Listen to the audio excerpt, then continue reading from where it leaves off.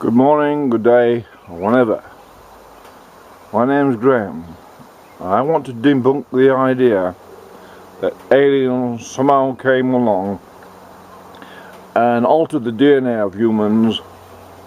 They altered the DNA of humans to somehow bred modern human. There's something going on here. It's only coming from one place in the world, that's America.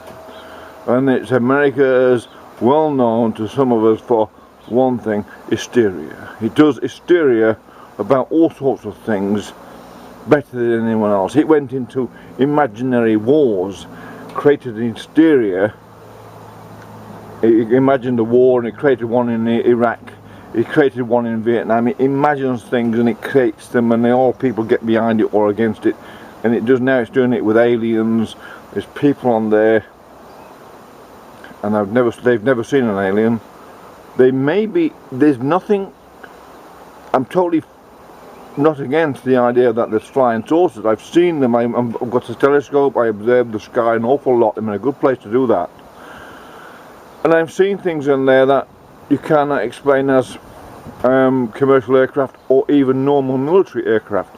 But if you understand magnetic motors or permanent magnets, and you can have if you've got a bit of an engineering background, which I have, you can start to sit down and design how these things might fly, how they may be anti-gravity. And I've got no problems thinking that there's life all throughout the cosmos. I have put videos on there called God in Evolution, or elongated skulls and the cosmic seed.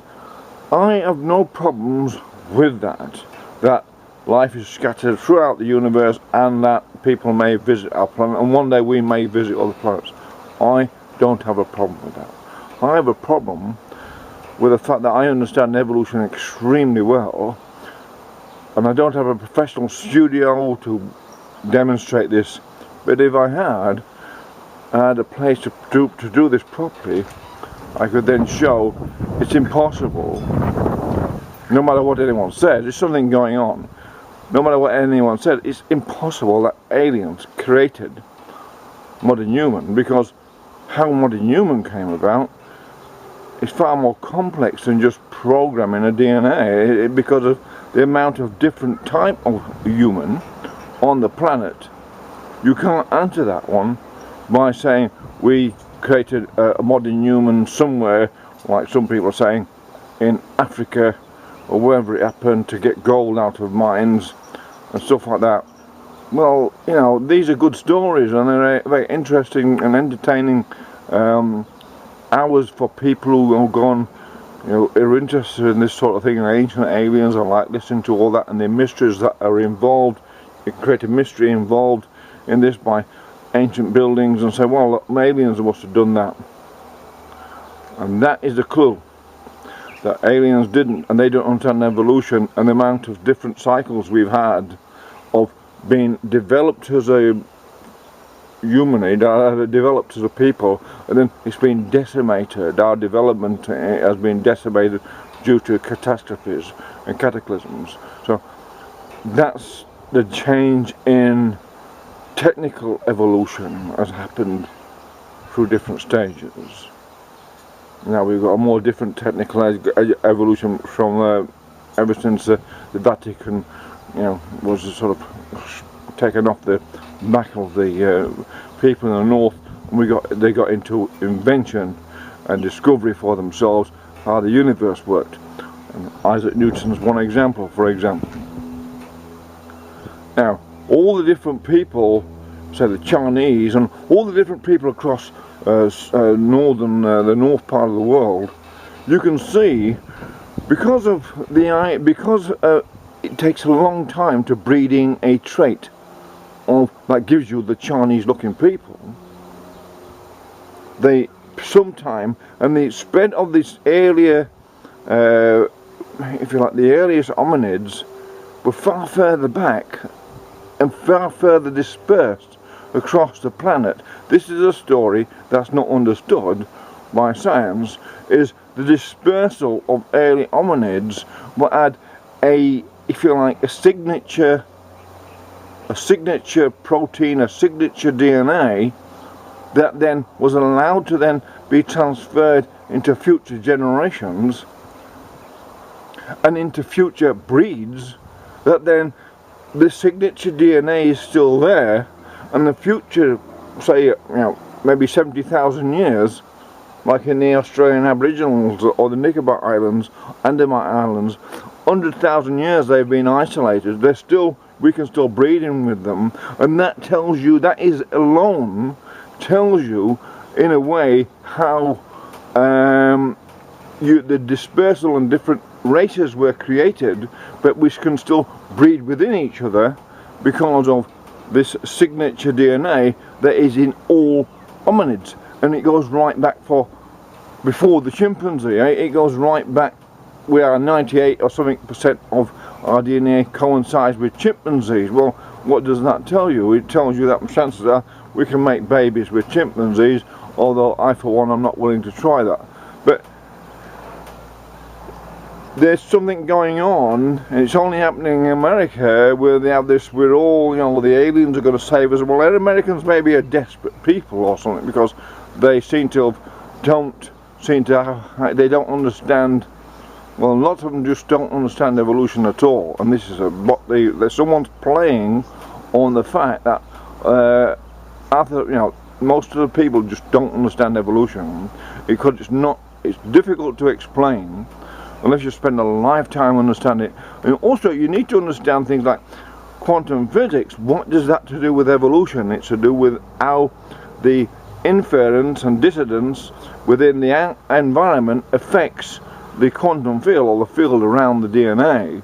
The field around the DNA, that evolves, and then the DNA itself mutates through triggers. That's how it works. And so it's not just physical, and it's not not be told to be physical in its aspects, but it is in the long term, when it then breeds these changes that have been created in this environment, that then is bred in a niche. And exactly like Darwin observed, the people who knock Darwin just don't get the picture. What he described on the Galapagos Islands with those birds in isolation getting bigger beaks, that basically describes, it's such a simple, beautiful analysis of the whole of speciation in itself. That in itself explains all different races and even cultures. Culture means custom. The custom of that the Arabs have a custom, the Chinese have a custom, Indians have a custom, etc. That custom and culture itself is also organic, and that's bred in niches. That's created and developed within societies, within niches. It is as organic as a physical form of human itself.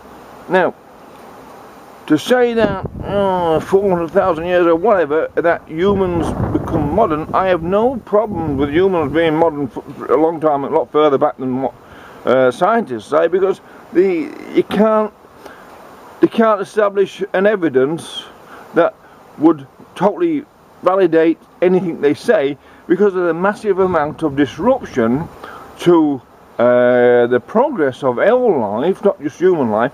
Not only that, fossils aren't that easy to make. For the millions of people that existed, fossils, lots of them are destroyed or eaten, or bones, people die, and lots of them just decay and rotten because of the soils in them. You need a certain type of soil and environment to create a fossil. So that alone in itself says, well, hang on a minute, there's so much evidence missing. You can't say you've got you can say you've got evidence of what shows a possible pattern, and you can show the pattern of dispersal of this genetic signature transfers itself all over the planet, and then it creates into niches, and it catches up with prior immigrants, if you like, and the later immigrants catch up, and they sort of breed in and change it again. And if you look around the world and you look at very carefully at all the different variations of faces, and that's the best with physiognomy, then you can see there's a gradation between all humans. There's a gradual change. Some are more pure because of them, and the Nordic blue-eyed blondes are more pure. Jet black people in Ethiopia are more pure examples of their own, and there's pure examples of Mongoloids. and there's pure examples of Aboriginal Australians. But they gradually breed out because of immigration, and that then diffuses the original essence of any particular tribe. I mean, there are some like the Chinese that are very dominant in the fact they breed amongst the Chinese. But the rest of people mostly just gradually, very slowly over time. And Britain must be a very good example. All the migrants there are mixed in and created a total, if you like, a total, if you like, we call them a Mongol breed, if you like, the British, because all the different, I am British myself, there's all the different sort of people have gone there over the time, and they're mixed in now. Modern transport, they're mixing in faster than ever, so modern transport is accelerating, and modern immigration is accelerating the mixing in of humans.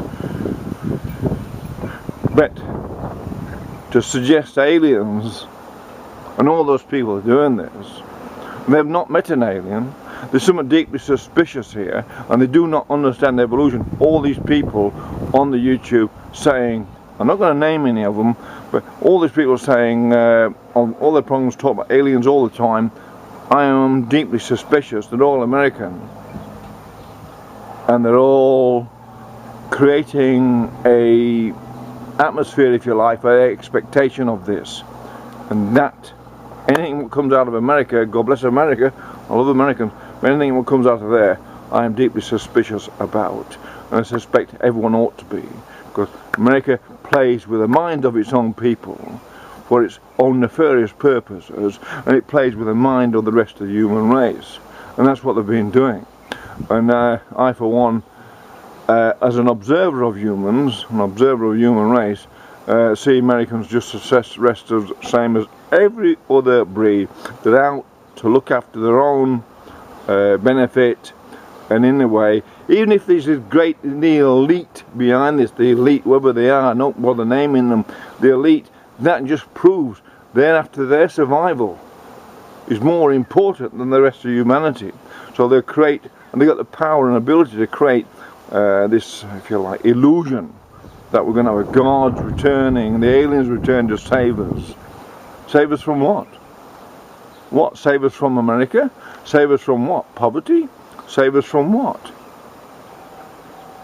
You can't. You save us from what? Please don't save me. I'm fine, thank you. I don't need saving, and most of the people with a robust, independent nature don't need saving by aliens. Might shake hands with them, I'll have a cup of tea with them, but I don't need saving from what? My own whiskey drinking, or whatever? No, I'm not, what are they going to save me from? My back pain? Maybe if they're good, I'll save you from that, oh, thank you. But other than that, I don't know, the only thing, the aliens cannot save you from bad government. Right, belligerent, greedy, selfish people in government, aliens cannot save you from that. Because the same aliens will come along and they just take over and say, well, we're the kings here, we'll be like them, and they'll get on with the elite of this world, and it'll just be carry on as normal. That's called biology. That's never mind, it's called the silverback, if you like. The silverback's got more females to breed with than anyone else in his little colony of gorillas. Well, basically, you can pin that on humans and say, well, the posher and richer human gets the best choice of the females, and that's what it's basically all about. It's simple biology. But to believe that aliens have created modern human makes no sense if you understand human, and if you understand the dispersal of different types of humans all over the planet. It's extremely suspicious, and I would warn against believing any of those people who are on YouTube continually talking about aliens making humans when there is no real. Who can prove that? If they say there's proof in the DNA, which all of us who've got no technical ability in that could understand that. That's, how does an internal engine work? I have no idea. I'm not a mechanic, I could say, but I do know how they work. But nonetheless, if you don't know how they work, you don't know how they work, and you don't know the technology of DNA, how to identify it, then you shouldn't be believing people who are saying it's alien. I've seen UFOs. For certain I've seen them. Whether they've bred in with humans. That's extremely doubtful. Thank you.